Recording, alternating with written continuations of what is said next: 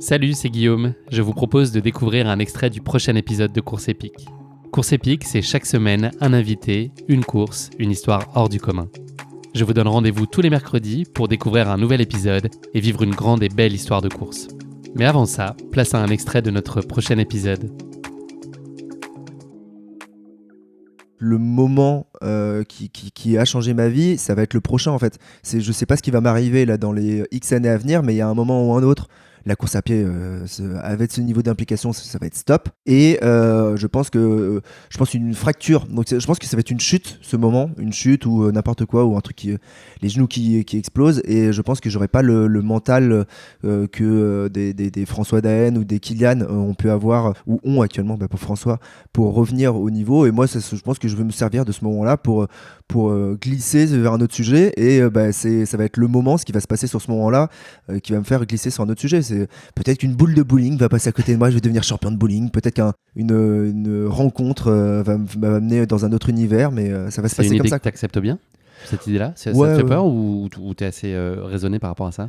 C'est la suite logique des choses. Enfin, j'ai toujours entendu dire que tu fonctionnais par cycle et par phase et que tu y allais très intensément, on l'a compris, dans chacune d'elles. Donc finalement, ce sera la fin d'un chapitre et tu l'acceptes plutôt sereinement. En fait, j'aurais des regrets par rapport à la course à pied. J'aurais du mal à l'accepter parce que j'aurais eu l'impression de ne pas avoir fait le tour. Là, j'ai eu l'impression d'avoir fait le tour et plusieurs fois. Je suis pas lassé, pas du tout. Et je continue à m'éclater. C'est pour ça qu'en 2023, je vais autant m'éclater qu'en 2022.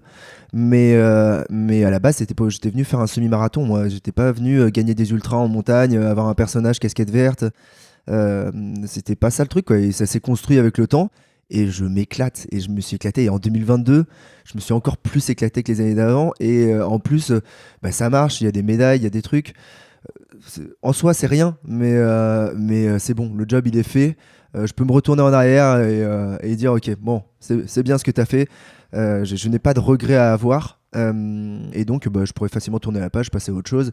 Et je reviendrai, je sais d'avance que I will be back. Non, mais ouais, un peu comme Mbappé qui explique après sa Coupe du Monde, voilà, nous reviendrons.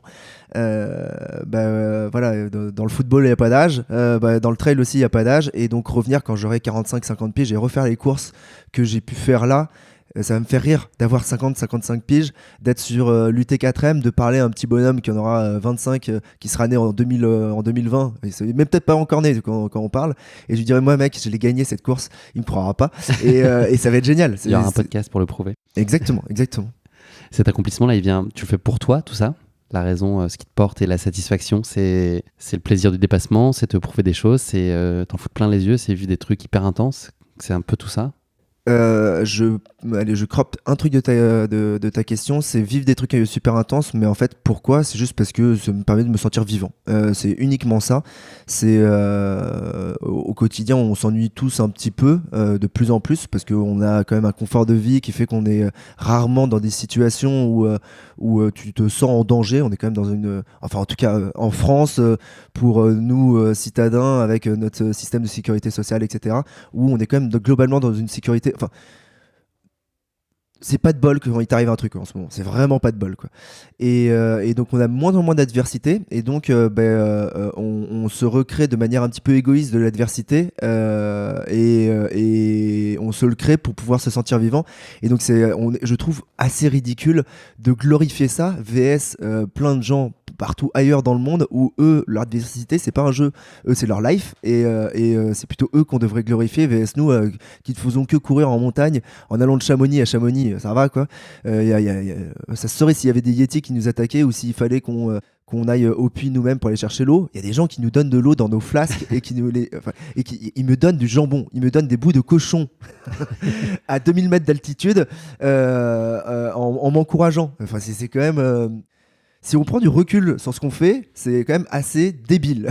C'est vraiment franchement débile. Et on est quand même là où moi, on me considère arrogant, mais on est d'une arrogance par rapport au reste des gens qui galèrent vraiment. Donc, on fait ça pour être vivant. Enfin, en Il tout faut cas, qu'il y ait de moi. la difficulté nécessairement pour que tu te sentes du vent, une course qui se passe bien et qui est un peu trop simple avec tous les guillemets qui s'imposent. Il n'y a jamais de simplicité, ça n'existe pas. C'est là où bah tiens, en revenant à Zidane, si Zidane, t'as l'impression que c'est simple et que c'est fluide, c'est parce qu'en fait, lui, il a tellement plus bossé que les autres que oui, c'est simple et fluide pour lui, mais en fait, dans la réalité, faire le geste qu'il fait au moment où il le fait, c'est parce qu'il y a énormément de travail avant et qu'il y a, il y a pas du génie sur le moment, mais c'est énormément de travail avant qui permet que sur ce moment-là, il arrive à le faire et c'est pas un geste simple à ce moment-là. Et ben là, c'est pareil. Quand on course, t'as l'impression que moi, j'arrive à un ultra, je bois mes bières, etc. Et que oh, bah, c'était pépouze. 170 km avec 7000 de dénivelé entre Oyonnax et Oyonnax. Le mec, il arrive, il fait son 3-6, il s'éclate sur Daft Punk. Oh, ça a dû être facile pour lui. Mais non, à chaque fois, c'est terrible. À chaque fois, c'est terrible. À chaque fois, ce n'est pas simple. On apprend à gérer cette complexité. Elle n'est pas moins dure, c'est juste qu'on la gère mieux.